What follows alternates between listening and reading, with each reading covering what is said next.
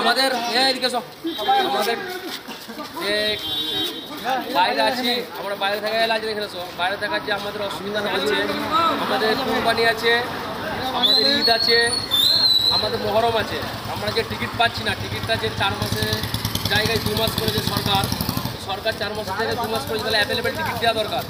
তো এইখানে আমাদের ভাইরা অনেক আন্দোলন করেছে, আমরা আন্দোলন করেছেন জাস্ট আমরা সরকারকে তার উদ্দেশ্যে জানানো কি যেই রাজ্য আছে সেই রাজ্যের উদ্দেশ্যে জানানো আমরা টিকিট কেন পাচ্ছি না, সেই বিষয়ে আমাদের রাজু ভাই কিছু বলবে, সেটা আমরা মমতাকে ত্যাগ করবো যেন আমার ট্রেনের ব্যবস্থা করে দেওয়া হবে। রাজু ভাই আমাদের 1 বছর থেকে এখানে মা বাপ বউ ছেলে সবাই এখানে পড়ে আছে। কুরবানিতে যে আমাদের বাড়ি যাওয়ার রিকোয়েস্ট আছে, 4 মাসের নিচে টিকিট ছিল, একটা আশা ছিল, দেখুন সরকার 2 মাসের নিচে টিকিট করে দিচ্ছে, তাহলে কি আমাদের মা বাবা বউ ছেলে কেউ নাই? আমার বাড়িতে কি কুরবানি করতে পারবো না? সারা জীবন কি কেলায় পড়ে থাকবো? হ্যাঁ, সরকার কি দেখছে এটা আমাদের? হ্যাঁ, বীরভূমে কেষ্ট কাজল কোথায় গেছে? কি দেখতে পাচ্ছে এখানে বাংলার মানুষকে? হ্যাঁ, মা বাবা ছেলে বোন নিয়ে আমরা কুরবানি করতে পারবো না?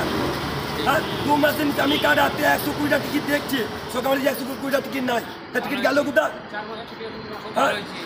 লকডাউন টাইমেও সেই ঘটনাটা ঘটেছিল, কিন্তু স্পেশাল ট্রেন দেওয়া হয়েছিল, কিন্তু এখন কেন কুরবানির টাইমে আমরা স্পেশাল ট্রেন পাবো না? কারণ এই ট্রেনের সিস্টেমটা কী হচ্ছে, সবচেয়ে ভারতের ইনকাম হচ্ছে রেলে যখন এত ইনকাম, রেলে ট্রেন অ্যাভেলেবেল কেন নাই? কেরালা থেকে ট্রেন কেন অ্যাভেলেবেল নাই যে আমরা ট্রেন নিয়ে কেন পারি? আর টিকিটের যা মূল্য, সেটা কাউন্টার থেকে যারা আইআরটিসিতে টিকিট করে দিচ্ছে, মানে 2000টার টিকিট 6000 টাকা নিয়ে নিচ্ছে। তাহলে 2000টার টিকিট 6000 টাকা যদি নিচ্ছে, তাহলে তাদের ওপরে বাপের ওপর বাপ আছে, তাহলে এই জিএসটিটা অত টাকা লয় তো, তাহলে টিকিটের বাকি টাকাগুলো কোথায় যাচ্ছে? 4000 টাকা কোথায় যাচ্ছে?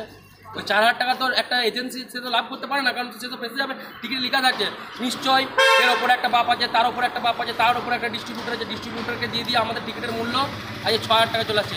এইটার একটা সুহাল চাই, আমাদের ট্রেন চাই, ব্যাস আর কিছু নয়, আমাদের অ্যাভেলেবেল ট্রেন চাই। হ্যাঁ,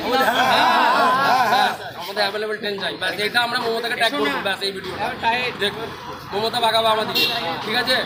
প্রত্যেকটা জেলাতে যাদের এমপি আছে এমএলএ আছে তাদের দিকেও ট্যাগ করা হবে।